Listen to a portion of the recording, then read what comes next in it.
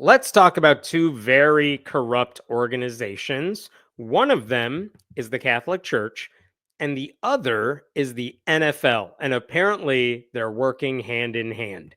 Now, you may have seen this week because the Associated Press, the Guardian, the New York Times all had blockbuster reporting on it this week for reasons I'll go into in a second. But it seems like those two groups were working together because they all know how to deal with bad publicity. So here's the story. And we actually knew some of this back in 2020. So I'm going to show you a HuffPost article from 2020. Here's the headline: NFL Saints shielded the Catholic Church amid abuse crisis. And that seems disturbing. And here's the basic gist of this story. In 2020, roughly 24 men sued the Archdiocese of New Orleans because they allowed some dude named George Brignac to work for them, even though he was accused of sexual abuse many times over. Those allegations stemmed back to the 1970s. One allegation involved a little boy who said this guy fondled him at a Christmas party. Horrible stuff.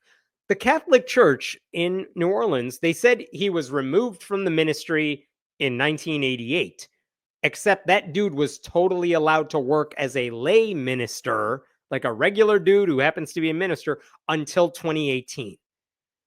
That means for like 3 decades, this guy had access to children even after he was deemed by the church to be too dangerous to be around kids. And then later, the Archdiocese of New Orleans paid the survivors of the alleged abuse about $3 million to settle the legal claims. And all of that is before all these details were made public. So as that lawsuit was going through the court system, the victims, the survivors of this whole story, their lawyers wanted a whole bunch of documents from the Catholic Church in the process of discovery. And one of the things they found out is that the church is like, oh my God, this is going to be bad publicity for us when people find out what we've done. And so who did they ask for help to navigate this PR crisis? They asked the owner of the New Orleans Saints football team, including their Catholic owner, Gail Benson. Apparently, there were hundreds of documents linking the two organizations. And there was also reason to believe that the NFL team's senior vice president of communications, Greg Bensel, was also helping the church craft its message. All right. So what actually happened here? Check this out. In 2020, this is what they said. Saints attorneys in court papers disputed any suggestion that the team helped the church cover up crimes, calling such claims outrageous. They further said that the emails exchanged in 2018 and 2019 were intended to be private and should not be fodder for the public. The Archdiocese is also fighting the release of the emails. So the church's argument here is, the NFL team's argument is that we did not help the church cover up its crimes. And also, if there are any emails that say so, well, you guys, those were private emails. Why are you trying to release them? And the church and the Saints people were all like, no one can ever learn about these emails at all. Absolutely ludicrous. But here's what else we knew in that same time in 2020. Attorneys for the men suing the church say multiple Saints personnel, including Greg Bensel, used their team email to advise church officials on messaging and how to soften the impact of the Archdiocese's release of a list of clergy members credibly accused of sexual abuse. So on top of this lawsuit, the church was on the verge of saying, oh, by the way, here's a public list of all the priests who have worked for us in the past and now who are credibly accused of sexual abuse. And they were like, this is also going to be bad publicity for us. And the people who work for the Saints are like, we can help you deal with stuff like that because we're a concussion factory. Unfreaking believable. So it's not just that the Catholic Church was focused on making itself look good in the face of widespread sexual abuse. It turns out there were people trying to help them by giving them advice. Like anyone who thinks the Catholic Church's biggest problem is image and not the policies that fuel rampant child abuse, at the very least, they need to be publicly shamed, right? So, why is all of this a story this week? Because all of those news organizations this week got a hold of all of those emails that the saints and the Catholic Church did not want going public. They finally got all of them, hundreds of documents. And that's why I believe, according to The Guardian, we're talking 300 emails amounting to more than 700 pages and hundreds of emails between the saints people and the church leaders, including Archbishop Gregory Amond. They just show how important the saints' advice was. Check this out. This is from the Washington Post this week, talking about the connection between these worlds. The Benson's Foundation, and apparently the Bensons own the Saints. The husband who owned the team, he died a few years ago. Now the wife has ownership of the team. That's Gail Benson. She's the one who does all this now. The Benson's Foundation has given tens of millions of dollars to the Archdiocese and other Catholic causes. Along the way, Archbishop Amond has flown on the owner's private jet and become almost a part of a team, frequently celebrating pre-game masses. When the clergy abuse allegations came to a head, Bensel, the Saints spokesman, worked his contacts in the local media to help shape the story. What? Look at this. Unbelievable. His emails revealed that the Advocate, like the New Orleans newspaper, after the Archbishop privately complained to the publisher, removed a notice from one online article that had called for clergy abuse victims to reach out. They said, hey, delete that QR code right now. And they got rid of it because the Saints guy said, you don't want to do anything that might help victims here. So they got rid of it. That's just one example. So this isn't just advice either. Guess what else we found out during this revelation? It turns out the Saints executives got an advance copy of the list of clergy members who were accused of sexual abuse before it was made public. And guess what they did? They apparently helped, and I'm quoting here, take certain people off the list. Why? Because they're like, oh, well, we know that guy. He's not that bad. Why don't you remove him? And then the church is like, yeah, that's a good idea. Here's what else they did, according to these revelations. The team president, Dennis Lauscha, he created a list of questions for the archbishop. Basically, the thinking is, hey, when you release all this bad information, the media is going to have a lot of questions for you. But you know what I'm good at?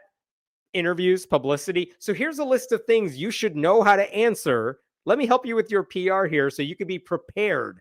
Like, why did you allow these priests to molest all the children? You should have a good answer prepared for that, so you don't come off sounding exactly as bad as you actually are. Unfreaking believable, right? I do appreciate what one Democratic state representative said about all this. Check this out. This is from Mandy Landry, a Democratic state rep. This is disgusting. As a New Orleans resident, taxpayer, and Catholic, it doesn't make any sense to me why the Saints would go to these lengths to protect grown men who raped children. All of them should have been just as horrified at the allegations. And look at this. In a lengthy statement, the team criticized the media for using leaked emails for the purpose of misconstruing a well-intended effort. I don't know what's misconstrued. I don't care what your intentions were. Like, that's a horrible...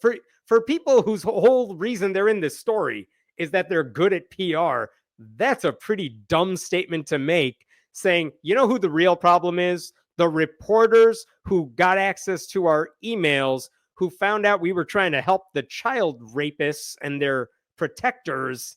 You guys, we were just trying to help our friends. And how dare you pretend like we were on the side of abuse, even though our friends were abusers? Like, just a bunch of idiots here. I don't understand it. Like, if the Saints don't support the sexual abuse of children, then don't work with the church to improve its public image after They just admitted, hey, pretty much all these people who work for us are child sex predators. But this is why they're mad. They're mad because they thought they were done with this story. In fact, look at this. This is from 2020. When this story first broke without the emails, the New Orleans Saints say they only did minimal behind the scenes PR work on the area's Roman Catholic sexual abuse crisis. Minimal. Like they thought they were going to get away by saying, you guys, there's just some tangential connection between our worlds. We didn't do anything significant. And now it's like, oh, actually, the Saints crafted a PR campaign. They got predator priests off the list so no one would know about it. They changed the way the local media was covering this whole story. Ridiculous. Here's another thing that should disturb all of you. It's not just the Saints and the church who were involved in this. This is from ABC News. Look at this bit. Taken together, the emails portray a coalescing of several New Orleans institutions. U.S. District Court Judge Jay Zaney, who was copied by the Saints on the PR efforts, cheered Bensel, the spokesman, on from his personal email account, thanking the team's spokesman for the wonderful advice. A newspaper editor similarly thanked Bensel for getting involved. This is a federal judge. You have hit all the points, this guy wrote in an email to Bensel, praising a lengthy note the Saints spokesman sent to local newspaper editors. By his example and leadership, Archbishop Amond, our shepherd, will continue to lead our church in the right direction, helping us to learn and to rebuild from the mistakes of the past. And then check it out. What did this guy do after that? Zaney later struck down a Louisiana law, vigorously opposed by the church, that would have allowed victims to get rid of the statute of limitations for child abuse cases. It would have allowed victims to bring civil claims irrespective of how long ago the alleged sex abuse took place. This guy struck down that law so that victims who realized later in life that, oh, that thing that happened to me when I was younger was actually illegal and I'm ready to come to terms and get justice for it. He said, yeah, it's too late. I'm going to strike that law down. So all the worst, most powerful people are in on this. And they all wanted to protect the church from the fallout over child sex abuse. You know what the emails also pointed out? Amond, the archbishop, he apparently referred to one of the reporters working on these stories as Satan. And we know that because of, quote, a text message to a third party that was obtained by the writer. Beautiful. So now, by the way, guess who's hosting the Super Bowl this weekend? The New Orleans Saints. So have fun watching the Super Bowl. No one's going to challenge the Saints on this. No one's going to challenge the NFL leadership. Like, you thought that organization couldn't get more corrupt, and they always seem to find a way. All right, going to pause there for this one. What else we got? So they were getting advice on looking more like saints? Yeah, I know. You have the saints and you have the sinners. And in this case, they're all sinners, right? Remember, these organizations working together to cover up child sex abuse cases are the same ones telling you LGBTQ people are predators. Yeah, with those right-wing people, it is always projection. Every single time. And the louder they are to blame gay people or trans people and calling them groomers, like they're just telling on themselves. It's bound to come out eventually. Was he working or was he working or was he advising? I missed the joke there. I'm sorry. Funny how a preacher gets ousted for trying to encourage people to live according to Christ's teaching, but hang on to clergy into PDF stuff. What did I miss there? Something Jesus very specifically prohibits, by the way. Like, yeah, it is weird that the preacher in the last story I talked about got booted for trying to live up to caring for marginalized communities. Meanwhile, all of these Catholic leaders who are involved in covering up child sex abuse, or at least preventing the full story of it from becoming public and helping the victims, they all still have their jobs. They're all doing fine because they're rich.